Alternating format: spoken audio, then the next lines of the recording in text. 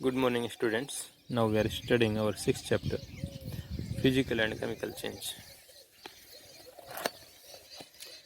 Physical and chemical change.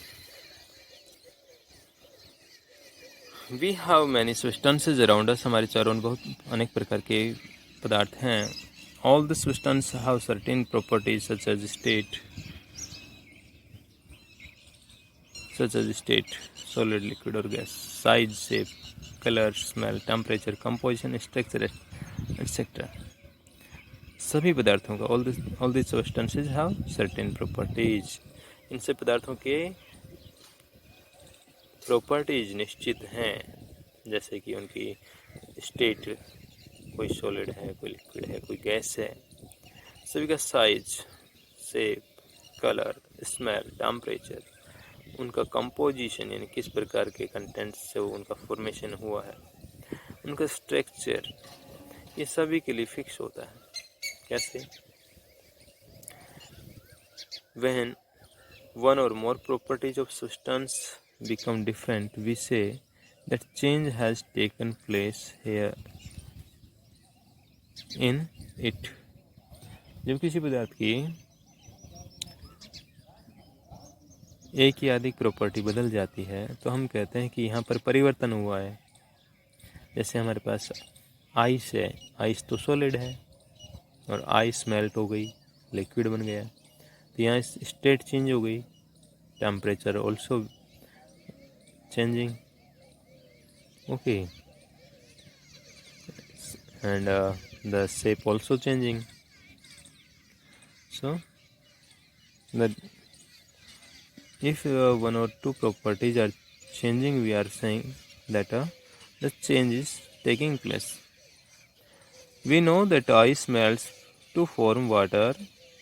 Melting of ice is common change around us. यानी हम जानते हैं कि आइस पिघलती है, वाटर बनता है, और बर्फ़ का पिघलना एक सामान्य चेंज है, हम सब देखते हैं. Now ice is solid whereas water is liquid. Ice solid होती है, वाटर लिक्विड होता है. So the melting of ice involved in change in state. तो आइस के मेल्टिंग में कौन कौन से चेंज हुए हैं? चेंज इन स्टेट क्या हुआ है? स्टेट में चेंज हुआ है. From solid state to liquid state, solid से लिक्विड में चेंज हो गया. Change are taking place all around us. हमारे चारों ओर परिवर्तन हो रहे हैं. Some of the change observed by us in our life. तो हम अपने प्रतिदिन के जीवन में अनेक प्रकार के चेंज देखते हैं. Formation of curd from milk. Curd का बनना मिल्क से. दही, दूध से दही बनाना. कुकिंग ऑफ फूड, भोजन पकाना. बर्निंग ऑफ फ्यूल, ईंधन जलाना. ड्राइंग ऑफ क्लॉथ्स, कपड़े सुखाना. राइपनिंग ऑफ फ्रूट्स, फलों का पकना. रस्टिंग ऑफ आयरन, लोहे पर जंग लगना. Some change are beneficial to us. कुछ चेंज हमारे लिए बेनिफिशियल हैं, whereas some are harmful to us. कुछ हानिकारक हैं. For example, ripening of fruits is beneficial change. यानी कच्चे फल से जब फल पकता है ये तो हमारे लिए लाभदायक है. So we try to make the ripening of fruits faster by artificial method. इसलिए हम चाहते हैं कि जल्दी से फ्रूट पक जाएं, क्योंकि जो पके हुए फल हैं वही हमें अच्छे लगते हैं खाने में. उनमें फ्लेवर अच्छा होता है. तो हम क्या करते हैं कि आर्टिफिशियल मेथड के द्वारा उनको जल्दी से पकाते हैं. इन कुछ गैसेज इनके एयर टाइट गोडाउन्स में फिल कर दी जाती है. जैसे आप देखते हैं कि जो बनाना होता है, बनाना कच्चा तोड़ा जाता है पेड़ से, फिर इसको आर्टिफिशियल मेथड से ही पकाया जाता है. जो गोडाउन्स होते हैं वो एयर टाइट होते हैं, यानी बाहर की एयर अंदर नहीं जाएगी, अंदर की बाहर नहीं आएगी, वो सील्ड हैं. और एयरटाइट गोडाउन्स में फिर एथिलीन गैस फिल कर दी जाती है। ये एथिलीन गैस जो है इसमें फलों जैसी ही गंध आती है, ये उनको पकाने में मदद करती है, क्योंकि जो पक्के फल तोड़े जाएंगे वो मार्केट तक उनका ट्रांसपोर्टेशन संभव नहीं है। ऑन द अदर हैंड, दूसरी तरफ rusting of iron is harmful change. लोहे पर जंग लगना हानिकारक परिवर्तन है। कोई नहीं चाहता है कि हमारे आयरन के ऑब्जेक्ट्स पर जंग लगे, कोई चाहता नहीं ना, क्योंकि जब आयरन पर रस्टिंग होता है तो उसकी जो अपर लेयर है वो कोरोज हो जाती है, हट जाती है। So we try to prevent rusting of iron object by various method. इसलिए हम विभिन्न प्रकार के मेथड्स का उपयोग करते हैं ताकि हम आयरन को रस्टिंग से बचा सकें। कैसे कैसे हैं हम आयरन को रस्टिंग से बचाते हैं? By applying oil, paints,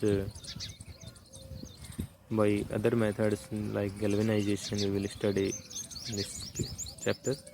The change in a substance does not occur on its own.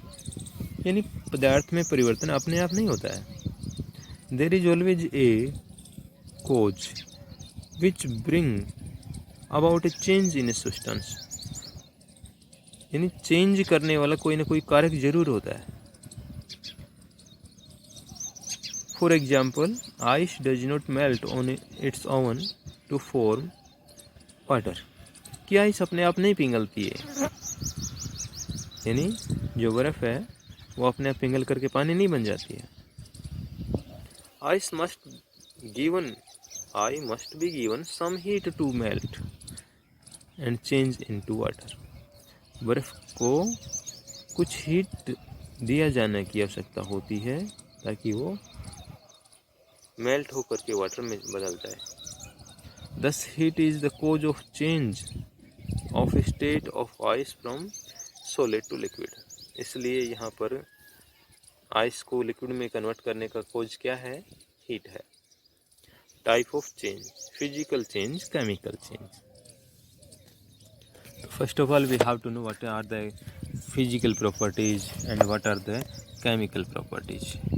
तो फिजिकल प्रॉपर्टीज़ क्या होती हैं, केमिकल प्रॉपर्टीज़ क्या होती हैं, तभी हमें समझ में आएगा कि फिजिकल चेंज क्या है, केमिकल चेंज क्या है।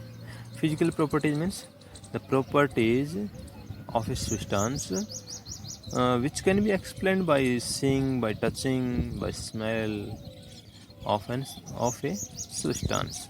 यानी किसी पदार्थ को छू करके, देख करके, सूंघ करके जो हम प्रॉपर्टीज बता पाते हैं वो होती हैं फिजिकल प्रॉपर्टीज। जैसे उसका कलर कैसा है, सॉलिड है कि लिक्विड है या गैस है, यानी उसकी स्टेट क्या है, उसका स्ट्रक्चर कैसा है, वो क्रिस्टलाइन है कि नॉन क्रिस्टलाइन है, और उसका साइज कैसा है, उसमें स्मेल कैसी है। These are the physical properties. And chemical properties, I will tell you this point after this module, okay, because the timing is much more now.